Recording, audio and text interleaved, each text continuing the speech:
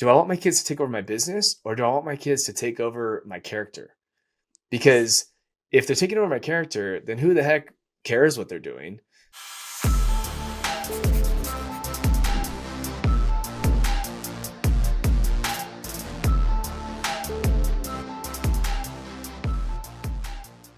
Okay. Well, Lucas, welcome to the pod. So excited to have you on. Thanks for taking the time to sit down with me today. Thank you, Brian. Thank you for having me. Yeah, dude. So excited. So Lucas Mijares, I definitely did not nail that, but I'll give myself a little bit of credit. So you're the CEO, co-founder of Zion Capital.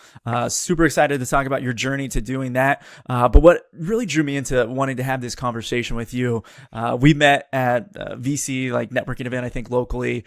They're trying to, raise capital, and you're the youngest guy in the room. So I'm like, that used to be me, dang it. But like, I got to get to know what this guy is doing. And, your wife was, 6, 7, 8 months pregnant at that time? Yeah. I think 9 months pregnant, man. I think it was 2 weeks before the baby came. Oh, now that I think about it. Yeah. That's wild to look back at. But, what I was most impressed walking away from that conversation was obviously you've been able to see a lot of success. I want to talk about that today. How did you do that? But how do you do that while balancing 6 kids in the home, just having your 6th son, and, just how you and your wife, Becca, are able to manage that? Because there's a lot that I can learn. First son on the way. So selfishly, I've got a lot of questions about that, but plenty more to learn on this journey. So excited to chat with you about it. Love it. Hey, anything and everything I have in wisdom has either been through failure or that I stole a good idea from someone. So ask away. I'm happy to share. What is that saying? They say that good artists borrow, great artists steal. I believe it. And I just think that that's so true, right? You got to learn from others. That's why I'm doing this podcast. Yeah. It's like, you're having the conversation with people about a topic, parenting, fatherhood, that's nobody's really an expert at, but we can all learn and steal what's working for each other, along with that journey of leadership and entrepreneurship and, just what people are doing from a professional careers perspective. And we're all trying to balance both sides of that equation. And it's just such a tough thing to do, but you've done it at such a high level. So let's give the audience a little bit of background on you. How did you get to being the CEO, the co-founder, and what were those early days as you were, knocking doors to where you're at today? Yeah, happy to share that story. So my wife and I, my wife's the secret to all my success. My wife, Becca, and I have been married 12 years now. So we got married. I just turned 34. So we were actually both 21 when we got married. Wow. Happy belated. Yeah, thank you. And getting married at 21 is very young. It makes a lot of people turn their heads. It makes a lot of people question, like, are you ready? Like, oh, that's too young. Or don't you want to explore the world? Don't you want to see what else is out there? You kind of hear it all. And man, it was one of the best decisions it is the best decision I've ever made, hands down. And because it really started our life together. No shots at anybody that got married later in life. I just think that it's one of the secret sauces to our success as a family, to my success in business, to the success in having relationships and surrounding yourself with really great people. Getting married young kind of makes you pull your bootstraps up no matter what your situation is and say, all right, we're going to figure this out. I mean, they say that men don't really develop their brain fully until your age 25, right? So in theory, I wasn't even fully developed. And here I am making the biggest life decision of ever. And so happy to say we're still happily married, attached at the hip. It's kind of how it's always been since our very first date. We just truly are best friends. And so then what we were doing is Becca was teaching our first year, and I was actually still a senior in college. I went to Biola University, private Christian school, and I was juggling 18 units in school my senior year, combined with full-time commission sales in the life insurance industry. So grind. It's a tough industry. Tough industry. Even tougher when you're 20 years old, 21, getting licensed, just trying your best to fake it till you make it and understand how to sell. And I've always been good with people, but selling to a stranger, door knocking at 21 was just scary. And so then you naturally are calling people you're comfortable with. And then you battle the dynamic of, well, this guy's known me since he was coaching me in Little League. So is he really gonna now hire his pitcher he had in Little League to like carry out his insurance needs? It's just a hard dynamic. Sometimes people love that. Sometimes people hate that. And you're going to Mm. kind of get a mixed bag in sales on who your audience is. And so I did that for 10 months. It was actually pretty successful, relatively speaking, to all the different dynamics I had. My wife was teaching at a very prominent school, Orange Lutheran High School in Orange County. And she was also the assistant varsity women's basketball coach. So we've lived very busy, very fast-paced lives. We ended up then having this opportunity to apply for Edward Jones to become a financial advisor up in Northern California, where she originally was from. So long story short, got the job, traveled up here. This was now 12 years ago. And we ended up not knowing her family's here. But besides that, we didn't really know anybody. Because, even if you grew up somewhere, most of the people that you grew up with might already be gone and they might have moved out and moved somewhere else. And so for us, we had to really just reinvent this life together. Being an Edward Jones financial advisor in the beginning stages, I'm not sure if they do this exactly the same now, but for me, you were encouraged to go door knocking and in the community, which, Brian, I don't know about you, where I live, you don't always have homes that are stacked right next to each other. There's a lot of rural parts where you're driving, you're walking dirt roads. Dirt roads. You're going down places you might not really want to go knock on that door. Not quite sure what's going to happen, and they're definitely not expecting you. I mean, door knocking is so rare these days that people are almost like offended that you would even have the audacity to knock on their door and interrupt their day, no matter what you're selling, whether you're selling religion, you're selling something. I would walk around and I would really sell myself. I would just say that I was introducing myself to the community. I'm a local business owner in town and want to see if you ever heard of Edward Jones. And they would, I would come with a smile. I'd wear a full suit, whether it was 100 degrees or not. I'd be sweating. Humble beginnings, man. We had a car with no AC. And it was just a grind. I would park down the street so people wouldn't see the car I was driving to see how desperate I really was. But what's crazy, Brian, is that worked. I got a lot of attention that way. Believe me, for every one yes, I'm so optimistic. It's like I forget about all the no's. But I got 99 no's out of 100 still, and I thought I was a pretty good salesman. And so that led to building this really fast-paced business, this quick business. I then had opportunities with retiring financial advisors who wanted me to sort of take the lion's share of their clients as they're riding off to the sunset. My step grandfather-in-law blessed me with the opportunity to take over his office, his physical location, and a lot of clients. And so this I was on a really fast trajectory. I was top 1% in the country before that happened. It wasn't like I was failing and then that happened, which was cool because it was almost like I was trying out for something that I didn't know I was trying out for. Yeah. It wasn't this like, hey, come here, come work at Edward Jones because you're going to have this thing, this opportunity presented to you. As time progressed, we thought that okay, I'm not dumb. Maybe there's something that can happen 15, 20 years down the road, but then it happened way sooner. Yeah, it wasn't expected. It was earned though, too. I mean, he gave you that opportunity because he saw what you were doing, the effort you were going to give. He's built a long lasting relationship with these people, most likely. He's not just going to hand them over just because you're family. It's his brand, it's his reputation. Completely agree. And what's funny is that we are family, but there's zero blood anywhere. And I met him just a couple years ago. So it wasn't like I grew up with this. I didn't know what a financial advisor was. My family, I come from a family of educators, not business. I'm literally the first generation business owner in my family. And I'm from a big family. And so good for you. It's just more like I did something that no one has ever done. And in my family. And so when you do that, you kind of go off on a limb and you start learning to speak a foreign language in a lot of ways. And sadly, I think this is true for a lot of people, is we almost have a tendency to assume things won't work for people when they go out on a limb and try things. I had a lot of people champion me though. I had a lot of people believe in me.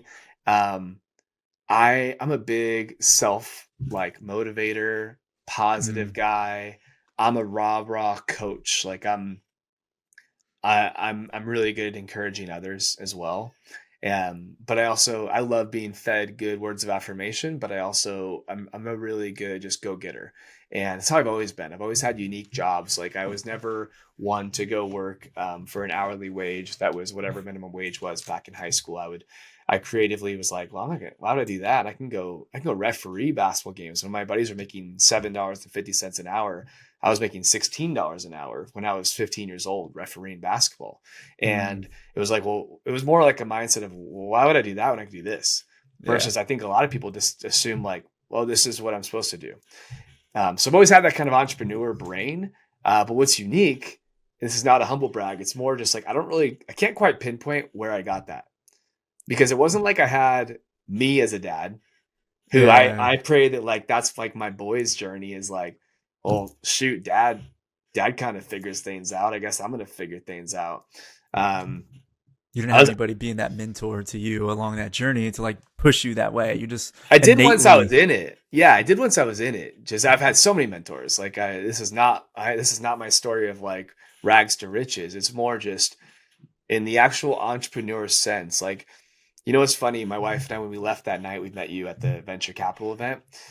We looked around and we met a lot of people, and not a lot of people like took over their family's business. And as a financial advisor who owns his own firm, I think one of the huge reasons I wanted to leave Edward Jones, and I know we'll get into that, was to have this business that's a legacy that one of my boys or all my boys can take over.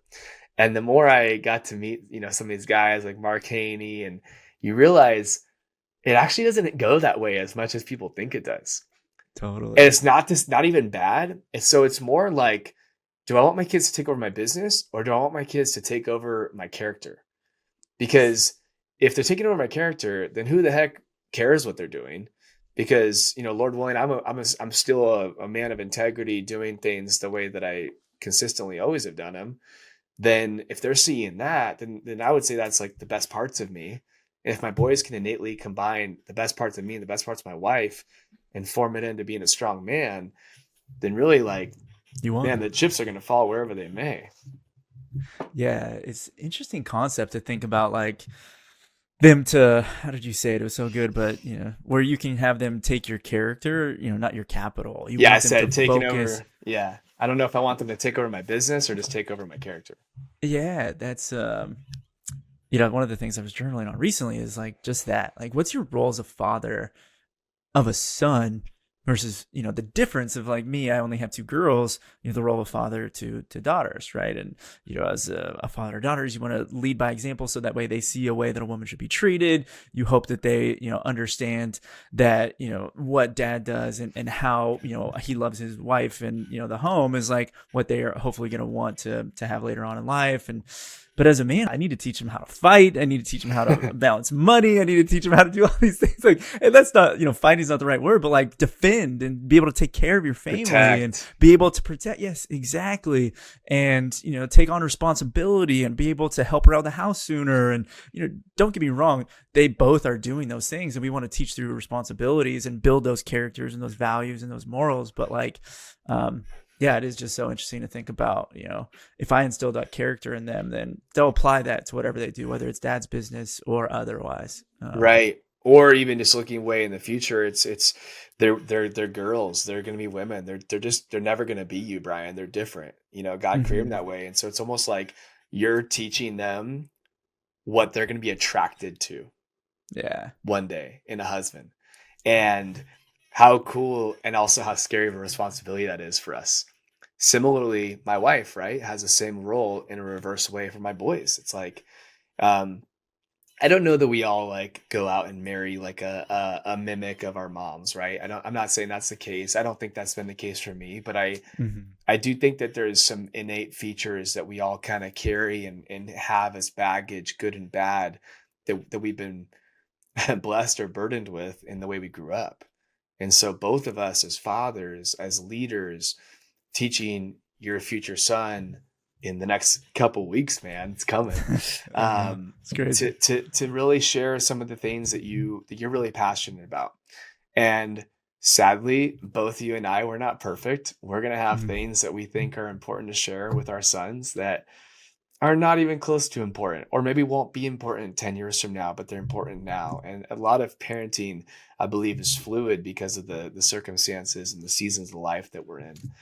Like I'm parenting with an overall similar focus, yet, and obviously, my parenting to my 2-year-old is different than my parenting to my 10-year-old, and the Mm-hmm. level of expectations. We've always been, both Beck and I have been very good about really expecting more out of our kids, I and love that. not less. And I got the best compliment indirectly one time. I coached an all-star baseball little league team, and I bring it when I coach. Always a smile on my face. It's like I love sports. I love what sports bring out in people. Mm-hmm. And I love youth sports because I'm a bit of an anomaly in like a rec league department. I'm either looked at as a genius, or I'm looked at as like way too much and over the top. And this guy cares way too much and takes this too seriously. I would say usually those come as first impressions, and then it's Mm. almost like you learn to love it, and you're like, "Dang, this is actually this is the best daycare I could ever get for free here." Take care. Because I tell my parents, I give this like really long, in-depth email before our season starts about the expectations that we're setting, for every team. I don't care if it's a basketball or soccer or flag football or whatever, baseball. It's all the same, because again, going back to it, the sport doesn't change the character. Mm. And so like, I'm really trying to make these better boys. I tell the parents, hey, let's say we're coaching basketball. I will guarantee your son will be better at basketball at the end of this season. But my personal guarantee is I want to return them a better son to you, as a son who listens more, who works harder, who is challenged, who overcomes adversity. Sometimes, especially in like a blessed, abundant, or affluent family, you have to kind of manufacture some failures sometimes. You have to manufacture Absolutely. adversity. I just did this with my 10-year-old son on a 10-year-old birthday trip.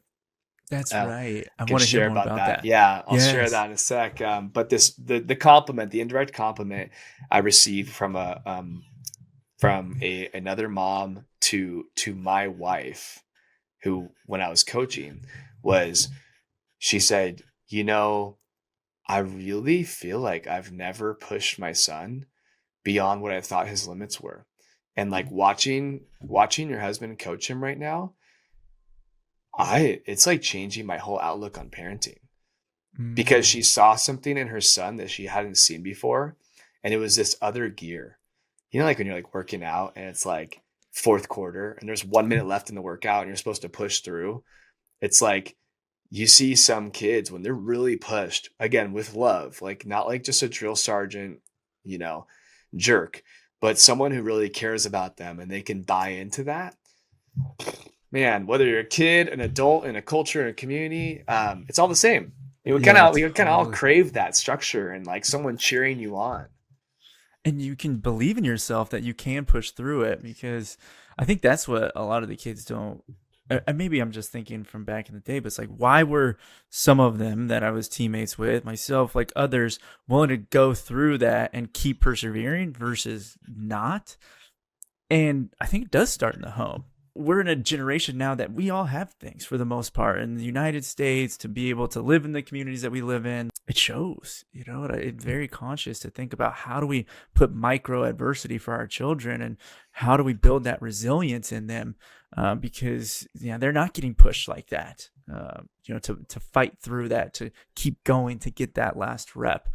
How do you make sure to do that? Like, what were you doing to that boy, I think, at that point, to just coach him to just get past that hump? It was little things like in between drills, I'll run fast paced practices, and in between Mm. drills, if I catch you walking, dunzo, man. And it's not because, but the whole team will be punished, right? So I'm a really big believer in team sports, because you got to have, you're only as good as your weakest player. And if there's like an attitude problem with one player, it can trickle down and affect the others, like a cancer. It can spread. Mm. And in the same vein, positivity can spread too. And Absolutely. so Like if you're standing still, it's because you're literally drinking water and then you're hustling back to get to your coach, to get to your next spot, to figure out what's going on. And, we don't have, our kids don't have phones yet. And we tell them all the time, like they're never going to get a phone. And they don't like that answer, but I'm guilty of this. And Brian, I would guess that you're guilty of it as well. If we were to go like hang out, like somehow our phones will get our minds and be like, oh, I'm supposed to check on something, like I want my kids to be present. And this is I'm talking to myself in the mirror. It's like I can do a better job at this part of letting go of technology, letting go of the pull of notifications of different things. It's like I really want to be known as someone who I am where my feet are, whether it's here right now on a podcast. There could be bombs exploding in my office somewhere else over there. And ideally, I don't even know about it because I'm with Brian right now. And it's the same way with practice. It's the same way at school. And I want these kids, they're going to follow us. If my kid, sees me looking down all the time and looking down at my watch, my phone, they're going to somehow desire that because they think that's the way it's supposed to be. Do we want that? Do we really? I don't want that. No. And so it's like, man, I don't want to be filmed or vlog or anything like that all day. But man, sometimes I wish I was, in the sense of, I think you would catch really bad habits that we all do if you're being watched all the time. Yeah, and you don't realize like how much they're paying attention to that. They're watching you being on the phone or on your watch or just like always being distracted.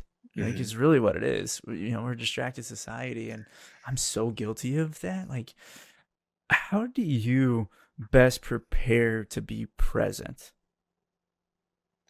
I'm curious, like how do you, like, what's your strategy to make sure that you can be in one place and both feet on the ground and not be thinking about somewhere else? As an entrepreneur, we didn't get into as much about Zion, but what you've been able to build, like, I'm sure there's people that need you, clients, business partners, whoever, and your parents, as a parent, your kids need you. And that's way more important, let's be honest. But like, it's so hard to manage. Well, I think one thing that I learned early was I don't really care about work-life balance. So I think that we're taught, there's a lot of self-help books there about whatever that means, work-life balance. To me, it's priority setting. So I would say, because balance, like, do you really want your work and your family and your sports and your activities to all be balanced? Like, I don't think anybody actually really wants that. You want counterbalance. You want the things that are most important to get the most of you. And then there's a trickle down effect. And if there's time to watch that TV show at the end of the day, and that's like really joyful and a nice, relaxing thing, great.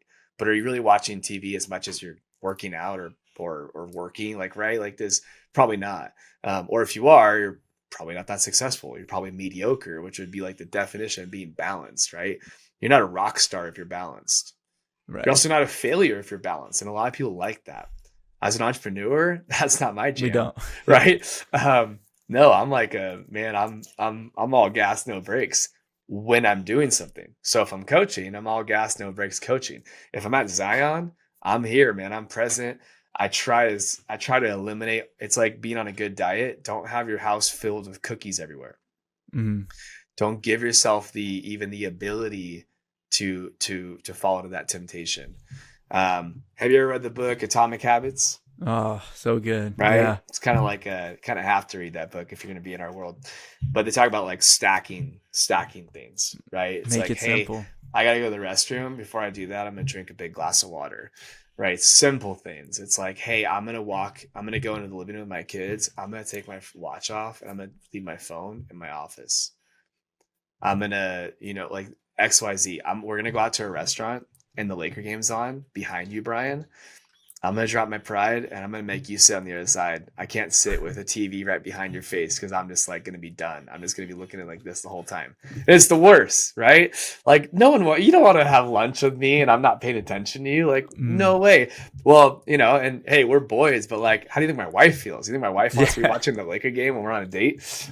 So I think that that's just something that we could do a better job of society wise of just sort of stacking good habits and taking the cookies out of the kitchen if we don't want to eat cookies, and Mm. really just being smart about calling a spade a spade. Like I'll raise my hand. I'm addicted to my phone. I'm addicted to technology, and with a lot of addictions, you have excuses. So like I have the best excuse in the world, man. Like I get paid for a living to use my phone. Mm. I have to be aware. Yeah, I get paid to be aware of what's happening in the markets. I get paid to be aware of what my clients' needs are. So I have this dangerous tool of an iPhone with unlimited anything I want. And I have to then segregate how I'm going to use this phone, right? Like I use my firm uses Microsoft Teams. So like if I get a Teams alert, like it sounds different than, so it's just, I could digress on that, but just, I think that as we are a distracted society, I think it's almost better, not to fix the distraction, just to eliminate the distraction. Like not to hedge your bet and say, well, I'm only going to give myself this much screen time right here. It's, Mm. let's just eliminate the portion of time we prioritize for screen time, and then like this, like socials and even the market. Like I'm not day trading. I don't need to know what the market's doing every waking hour of every day. I need to know macro. I need to know like general gist of it. I believe my Mm. clients expect that out of me, and I like it. It's fun. But do I need to obsess over it? Well, how am I able to obsess over the market and day trade, which I don't do, while I'm actually sitting being present with a client? Mm. Do you think like my client leaves there and they're my only client I have? No, clients know I have other clients, but I want them to feel like they're the only client that I have. Mhm. So I think being present is really just a secret to long lasting anything, whether it's business, relationships, you name it. Thank you for sharing that. So let's talk a little bit about those clients and how you got to be, because, we didn't get to finish that part of Edward Jones to where you're at now, Zion. How did you like have that, like, what was that moment, that pivot moment, as some people call it, to being like, I'm betting on myself. I'm leaving this successful career where I've got all these amazing clients with a reputable organization, and be like, I've got two, three, I don't know how many kids you had at that point, but I'm going to start all over and try to Yeah. do this thing again. What's funny is I think I still had 5 or 6 kids because we were fostering at that time. So I You didn't are a tell you saint. that, but we've fostered 4 different kids in between our kids, or while we had our kids.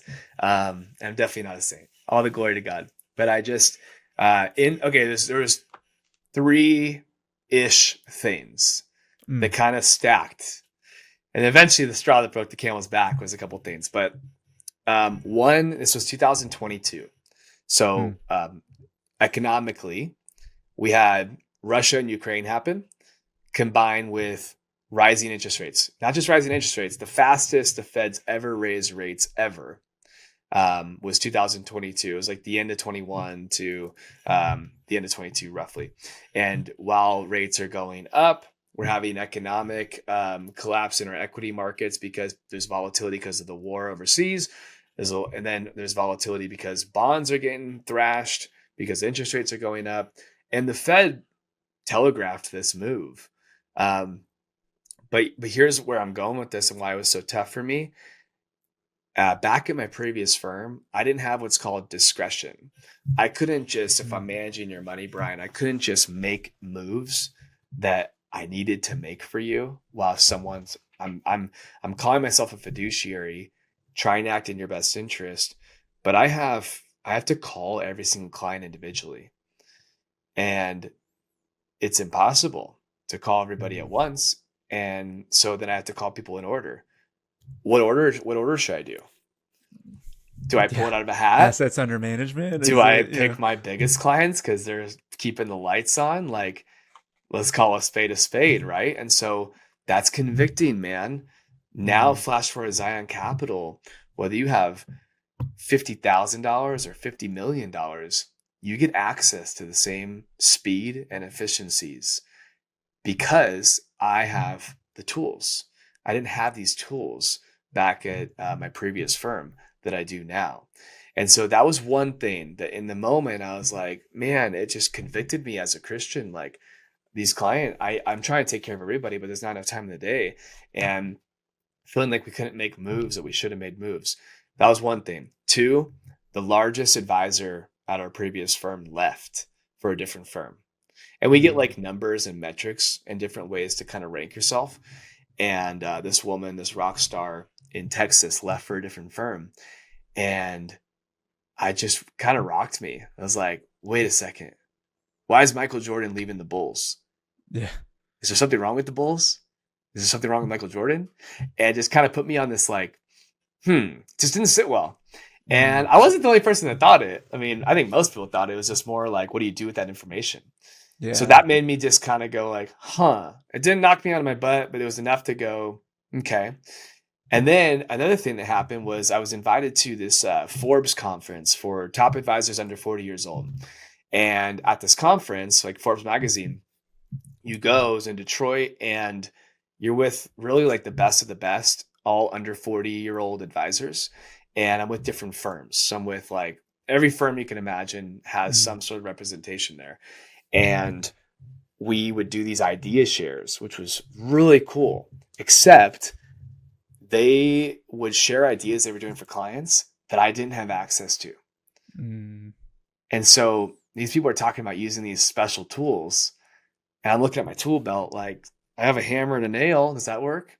Yeah. And it felt really, this is not meant to like throw shade. It just felt like a little bit humiliating because I'm a certified financial planner. I'm a fiduciary. I have these pedigrees and on my resume where I should be allowed to use these tools and I wasn't able to use them. And there was a lot of being asked of me to give back in more bureaucracy, corporate stuff that wasn't helpful to my clients. You know, I came to that firm with the promise that as long as I ran an ethical and profitable business, I could kind of do it how I wanted to.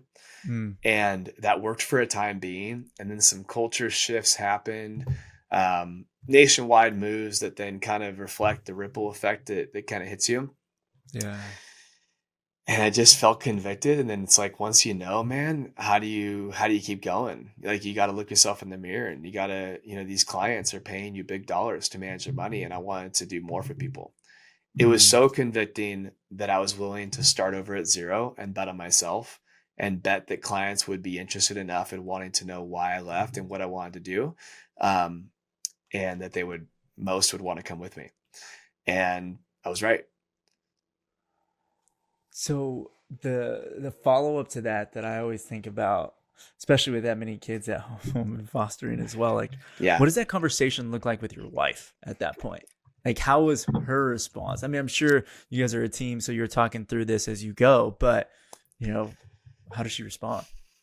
My wife's the best. My wife, without putting too many words in her mouth, was basically like, about time. Because I've had multiple people, like my dad, who has since passed away, my wife. Sorry. And thank you. Different mentors in my life always saw me leaving Edward Jones, and I always fought them because I always felt like this company gave me such a home and such opportunity, and they did. And let me just like say loud and clear, Edward Jones is a phenomenal company. So this is not meant to be like, saying it was so bad, because it wasn't. There was just more for me and for the clients that I manage and for the type of investing that I do that wasn't a good fit no longer. It does not mean that it's not a good fit for people or good advisors, because there's plenty of people. I have family that work there and they're awesome. So it's not like someone's doing anything wrong. But all that to say, I really believe that God's given me an ability to lead and an ability to take risks and bet on myself, if you will, and really create something special. And I wanted to create something that was my own. And so I confided in my best friend, who was another advisor, telling him like, hey man, I want you to hear it from me first before it happens. Like, I'm leaving. And he responded with, is there room for two? Oh, that's awesome. And I was like, what, for real? Are you serious? And so we went through the journey together, which was a super hard, taxing journey. I feel like up until just recently, I've worked 24/7 for Mm. for a long time. And in a lot of ways, I still work 24/7, but just in the exit, the build, the grind. My clients are at Zion Capital now. It's been 2.5 years since I made the jump. Our business has grown like crazy from what it was at Ever Jones, but we were at the highest like level. They say at Ever Jones, you're a level 10 advisor. We were at the highest level, so it wasn't like we were failing or that we had to leave for money or anything like that. We left Mm. because of conviction. We left because there was more on the table and more to offer, and we're proud to say all of that was completely true.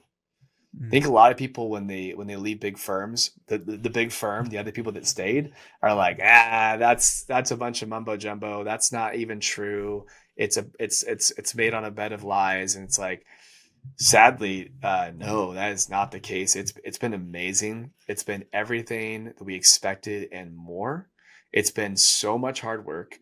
And the best part of all of it is our clients who trusted us, who left comfort and security as well in a big brand, they got paid for it. They got They got rewarded. everything. They got rewarded. They got everything. We were not full of it. We were completely truthful.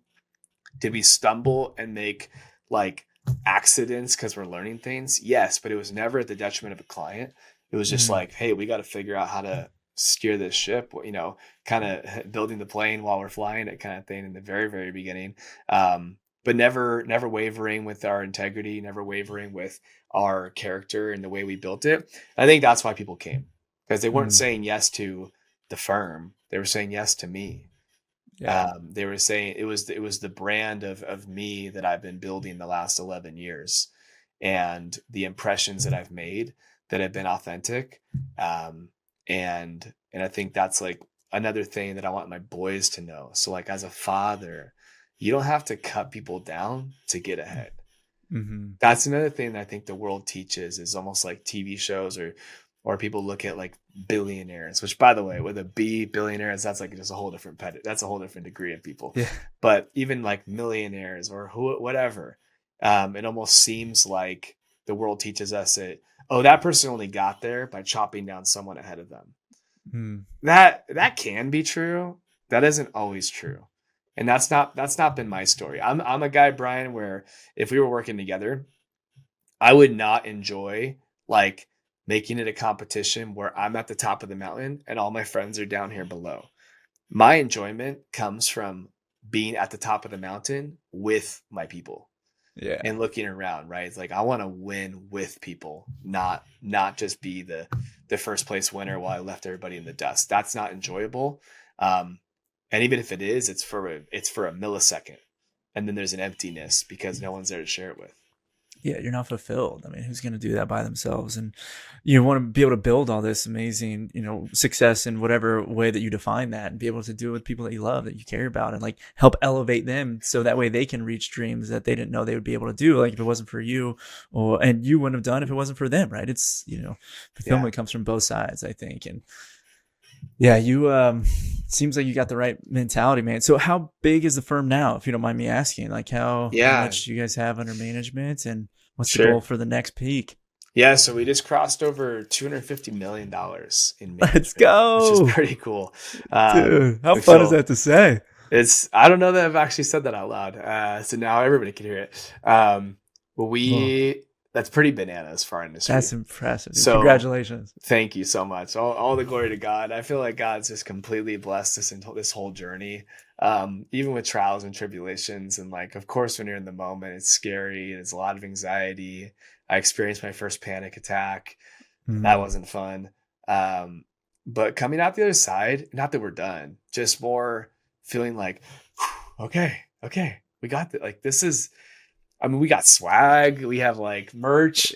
yeah, Man, let's like we go. we have so much fun with it, and we build out private investments for clients on top of just like more legacy financial planning that I Mm, think gives us like a little bit of an edge, of a cutting edge. We do things differently. Um, what we've really mastered, Brian, which is so funny. I think our competition's gotten worse. Why It so? I don't think people do what they say they're gonna do. Hmm. I mean, have you ever like That's I'm not to like I'm not obviously not gonna say names or anything, but I feel like when I hire someone, whether it's someone to come help me with like my house or my business or something, people are late, they don't show up, they don't call, they don't communicate. They do when they want the check, but mm, like it blows my mind how often I'm disappointed by other business owners. Not in finance, even like anywhere. yeah. And I think the competition's gotten worse. And so from a little thing like meeting with you to saying, hey, Brian, I'm going to send you a recap email in just a few minutes here, ideally before you get home, breaking down everything we covered, breaking out our next action steps, CCing my team in here who are going to take this to the finish line. And then you get the amazement of actually receiving this email. That sounds so like elementary to me. Yeah, people are mind blown. I'll get referrals just off people being like, "Hey, the guy says he's gonna call you at 12. He's gonna like, be ready. He's gonna call you at 12." Yeah. And being punctual, I think, is something that's given us an edge, which is so like, right? Like in finance, it's like, oh, we know how to get you out of the market in bad times. We know how to get you in at the best time. That sounds nice, but at the end of the day, people want to work with people they like and people they trust. Absolutely. That's about it. Because if you're not good at your job, well, they're not going to like you to a degree. They're not going to trust you to a degree. We have a culture of excellence here at Zion Capital. Everything we touch, we want our clients to just view it as gold. Mm. Not because we're so smart, but because we care so much. And we will be the first to. We ideally have small egos in the sense of like of that part because we want to be able to have um, we want to be able to have all the tools and resources possible. We want to have the discernment and the wisdom to know how to decipher when to use which tool, which to deploy things for our clients. But at the end of the day, we have to trust our process and we have to be able to convey our message to our clients so that they trust us to allow the process to happen. And we've just found it to be a winning recipe. We've gone through COVID volatility, we've gone through 2022 interest rates, we've gone through just recently, tariff dynamics with markets falling. And what's interesting is we always gain clients from those events because clients are comfortable until they're not. And so our clients, I'm not saying they're thrilled by their accounts going down, but they understand it a little bit more. And then on top of that, then they're all of a sudden we have other people who are now looking for an advisor because their advisor's not calling them, their advisor's not communicating. So it's been really fun to watch this grow. And what's an interesting thing, Brian, is we've now had opportunities to potentially purchase practices where some old, the average advisor, I believe this could have just changed, but the average advisor in the industry is 59 years old. So think about that. I'm 34, Jesse's 35, and Wow. we have a Yeah. young team. We It's the we have baby no boomers, plans of right? They're going. starting to. Yeah, yeah. Every industry, right? It's baby boomers, and so when you're retiring, do you want someone to take over your business who is barely making it themselves, or do you want someone to take over your business who has the infrastructure to take care of your clients, who has the ability, the not just the brain power but the team, the backbone of everything you do, and the conviction? And so we're really kind of giving ourselves a commercial just by doing our business for other people who potentially might want us to take over their practice as well. So 6 boys, $250 million in assets. Crazy to think. What's the Crazy. hardest part now as you have a 10-year-old to start to teach them about financial literacy, Mm. responsibility? You're in the business of building wealth. Like, how are you teaching that in the home? Yeah. So, all right. So as Christians, we're taught to tithe. Tithe. The word tithe means a tenth. It's like giving 10% of any money you're making to the church. Um, Mm, we understand that not just necessarily as like literally here church, here's my 10%, but it could be giving of your 10%, giving to this and this and this and this of like ideally kingdom building things. And so we enforce that with our kids, and they don't like it because they don't quite understand it. And we have this mindset of just telling our kids like, hey, we're not just managing your money, you're managing God's money. And so if you really believe that at the core of it, you're stewarding money, then it's easier to give money away. And mm, so for my kids, we have They have an egg business where they make money selling eggs on That's our little awesome. mini farm. And we something my dad did with me that I will do. I don't care how much money we make. Is we recycle cans and we physically go take the cans to the recycling center, and we get the cash. And it's like $20 each kid. And I don't care how much money it's just there's something about it that I did as a kid. I want my Dude. kids to do it. I want them to do it with their kids.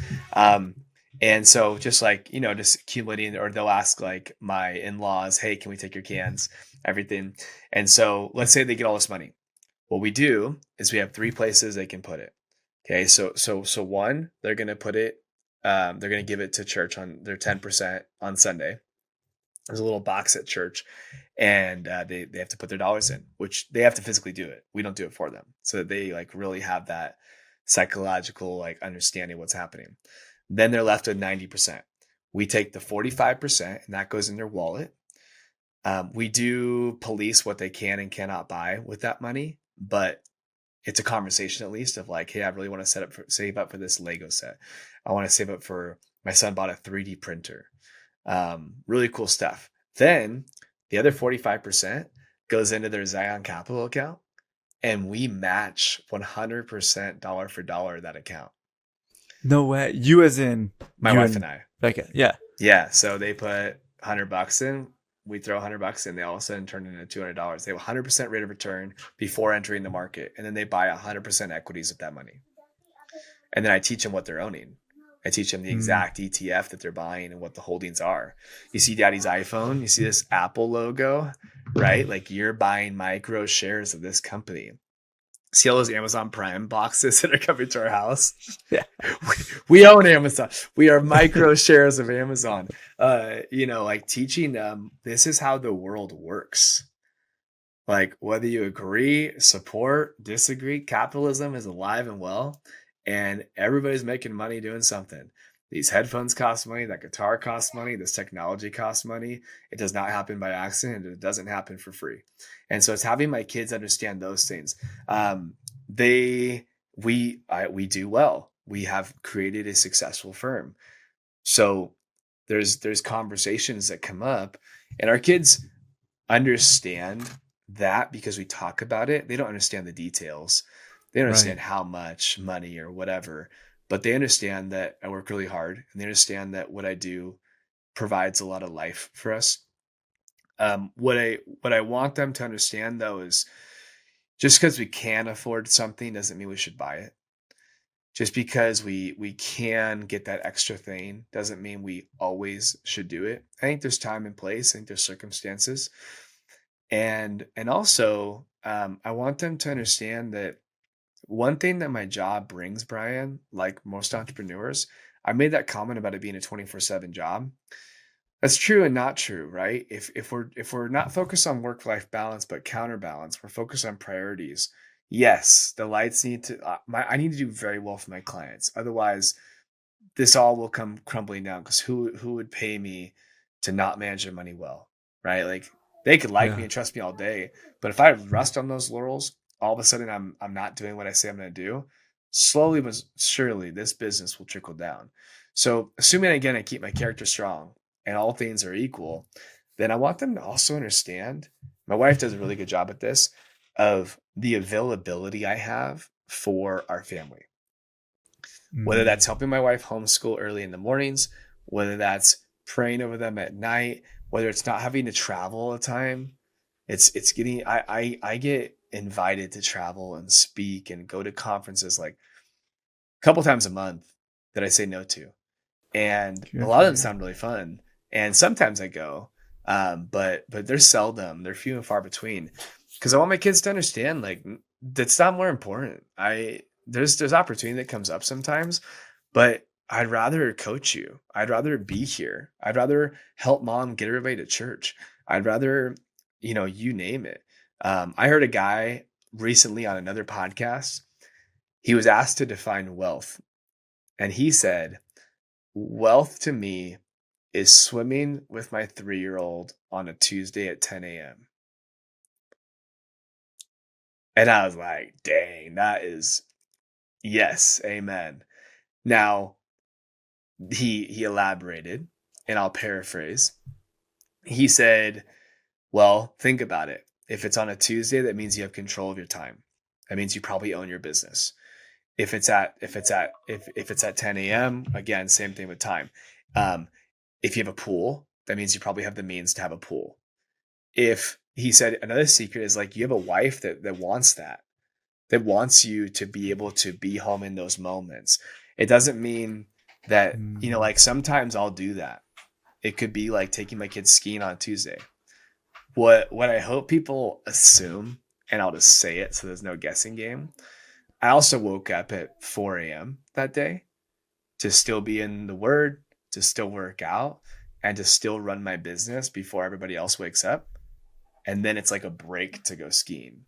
It's not like I'm like, yeah, business, it'll take care of itself. It's like, no, what you don't see behind closed doors is the waking up crazy early, getting my whole day done before anybody else's day starts. Yeah. They don't see the effort that goes into actually being able to do those fun ski trips, right? It's not like you're just, it's a day off, I'll get back to it tomorrow. It's like, no, you're making sacrifices for the amount of sleep that you're going to get the night before. Your priorities get shifted because you're focusing on somebody else's. And then you get to be able to go enjoy with your family in a way that not everybody's able to. And then when I have to say no to my kids and I have to do something, there's a bit more understanding of like, hey, remember when I took time off to do X, Y, Z. Now I have to take time off of us just for a moment to take care of this so that we can keep everything humming. Yeah, dude, that's great. Well, I heard the alarm go off, so we can wrap up the. Whatever you want to do. That was a dumb alarm I set for reminding myself to do something. It's all good. Yeah. Well, I do want to hear about this trip, and I saw your Instagram post. And I want to hear about the book, The Intentional Father. I hadn't seen that yet, so. Awesome. But the trip that you went on with your son most recently, seemed really cool. I'd be happy to share. So my son just turned 10 in May. And I read a book called The Intentional Father by John Tithe, and I highly recommend it to anybody, whether you're a Christian or not. Like, it's not overly spiritual, but it's just such practical wisdom, and goes over just sad statistics that a lot of us probably know, but maybe some don't know as well, of just how detrimental fatherless homes really are, and children without stable fathers and fathers that pour into them, and the superpower it is to have a father that does pour into you. And so being intentional as a father is hard because we're what we've been talking about this whole hour is we're caught up in the busyness of life. And so it's slowing down with your boys. It's focusing on their heart, focusing on their character, teaching them what it means to be a man. Because the world will give many different definitions, especially today, right, of who a man is, what a man is. I want a man to be, like you said, a man of integrity, a protector of women and children, strong, a quiet confidence. You don't have to be the loudest or smartest in the room, right? Secure in yourself, someone who cares for others. And so the book taught that when they turn 10, mark the moment, make it a big deal, take a trip. And there's things I took from the book, there's things I mixed in just in my own Lucas way, and having influence and from my wife as well, like parenting together. And so what we did was we tried doing Half Dome, and we didn't in Yosemite Park, and it got denied on the lottery system for California parks. And so second best place was Cloud's Rest, which is 10,000 feet of elevation. There's no permit required. 3,000 feet of climbing. You start about 8 and you kind of go up, down. And it's really hard. It's a 12.6 mile hike. So it's hard for the average adult. Yeah, it's definitely hard for a 10-year-old. 10-year-old? And my son's super athletic and good at everything. And so for 10 years old, I wrote him this really sweet card from me and his wife, but really from me, just saying, hey, you are officially a man in training. Like, welcome. And our first action as a part of your birthday initiation is we're going to take a father-son trip that you'll remember for the rest of your life. And we can't just take the trip because it's something that's really hard, that's going to require a lot of effort. And so because of that, training starts tomorrow. and here's what we're going to do. And I made these workout plans that, I'll be honest, were pretty tough. They were not like do 5 jumping jacks. Let me give you a day in the life of Brooks, my son. He had to 5 days a week. He had to run 1.5 miles. He had to do 100 push-ups. He had to do 30 burpees. He had to do 50 sit-ups, 50 air squats, and he had to swim 15 laps in our pool. We have a full, like, big pool. Wow, I need to do that workout. I know. I would do it with him, man, and it was legit. And he, Brian, it was not sunshines and rainbows. I told him in that letter, there will be moments when you really don't like this. There will be moments when you actually cry. There will be also moments, though, when you come out of it where you're like, dang, I can't believe I just did that. And this is like how I want my kids to understand adversity, and how I want my kids to understand being a man and a leader, is there will be moments when no one will believe in you, and you might not even believe in yourself. And you sometimes have to push forward. A lot of times in life, like what if Thomas Edison just gave up the first 1,000 tries of trying to make the light bulb? We hear about the success stories, but we don't know about the failures. And having it's, I don't want my kids to grow up like, we don't need to grow up like paupers and pretend, but I don't want my kids to be spoiled brats either. And Absolutely. So even though we can buy the next greatest thing, we have to battle that. And maybe adversity comes in ways that I'm just really not even prepared for. And it probably will, knowing the way God's will works.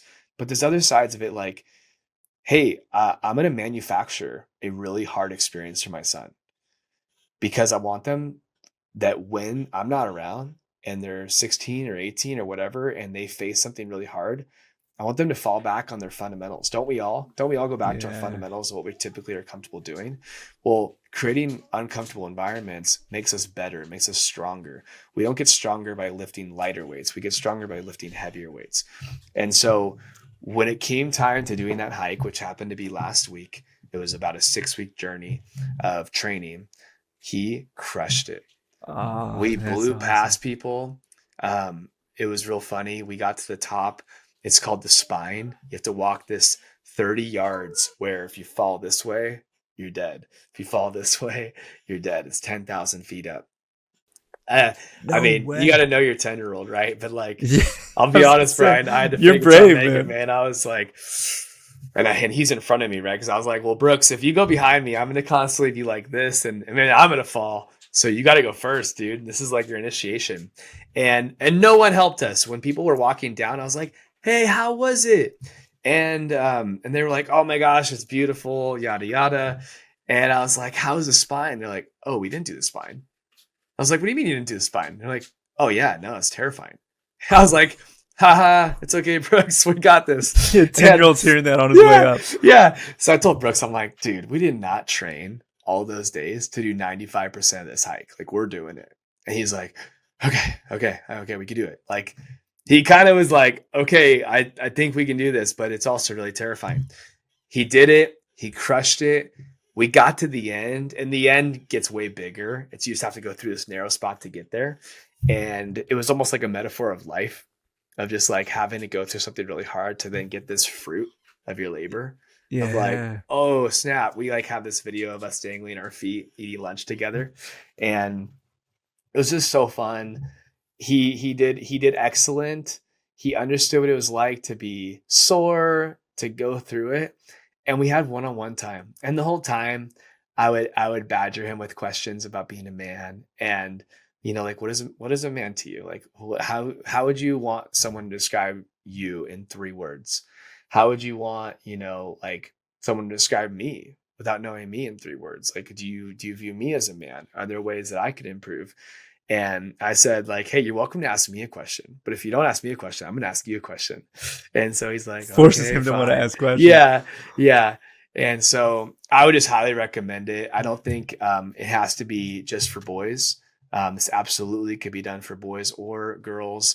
And I think get the moms involved. I think that there is a moment, Brian, for you as a dad, it's gonna be the best. Just like there's so much just manhood you can teach your boy. There's so much you can teach your girl. And I would recommend to anybody. And I don't think it's too late. So like if you're listening to this and you have an 11-year-old or a 15-year-old, I don't care if you have a 50-year-old, it is not too late. Their life is short, and having those relationships with your father, even if it's not picturesque and what you wish it was, being intentional with our time and with those moments, those are the things we remember. We don't remember, you're not on your deathbed going, dang, I should have answered more emails. Yeah. I want my kids to remember those times. I like how you said that. I mean, it's not too late, whether you're 50 or 15 or whatever, but like, what a fun way to bond with your father. For me now, it's like, I could do that. Like I could start up a competition and be able to train together from afar and be able to book a vacation and go somewhere with him and be able to do, some sort of physical activity that we get to accomplish together, because we haven't done that since I was 15, like, so you got my wheels spinning. And as someone who has lost their father, do it. There will be no regret in that time. I should have not muted because that was perfectly timed by her. You're fine. Dude, yeah, I'm going to take you up on that. Thank you. That's the motivation I needed to do something different, both for my girls and something to look forward to with them, but something to do with my dad. Why not? Yeah. You'll regret it if you don't, I think. At least I know I will. Because not everybody's as fortunate to be able to have that opportunity to make a change before it becomes too late. That's usually the question we ask, my wife and I ask ourselves on any big decision is, are we going to regret doing this, or are we going to regret not doing this? And I do think it tends to be the latter, and then it pushes us to do something. So I think you hit the nail on the head there. Oh, well, dude, this was so much fun, man. I appreciate the conversation today. So great to hear about your journey. Dude, just an intentional father. You might as well have wrote that book, because I definitely can tell that you do bring it both in the workplace and at home. And it's fun. It's invigorating to have conversations like this with other dads that are like-minded, that are pushing to be the best dad that they can for their loved ones at home, and it inspires others around you to be better fathers too. I'm sure you motivated me today, so thank you. Awesome. Thank you for having me. And you're crushing it, man. I wish I could have flipped the script. I'll have to have you on our podcast sometime. Our podcast that we're starting. Let's go. Well, hey, this is the challenge. Now go start it. Now go do it. All right, deal. I will. All right, Lucas. Well, where can people follow you, by the way? Where can people find your journey? How do I support you? It's easiest just to go to zioncapital.io. From there, you can get in touch with me personally. You can get in touch with our services, what we offer. Instagram, LucasJohn5. Just search me on Facebook, and LinkedIn. I do a lot of posting and storytelling on LinkedIn. But man, I feel grateful for the opportunity. I feel grateful that I just get to share who I am and my story, and my wife, my kids, and who we are as people, because it just trickles down to all the other facets of life. So thank you, Brian. Yeah, man. Of course. Until next time. See you, bud. See ya.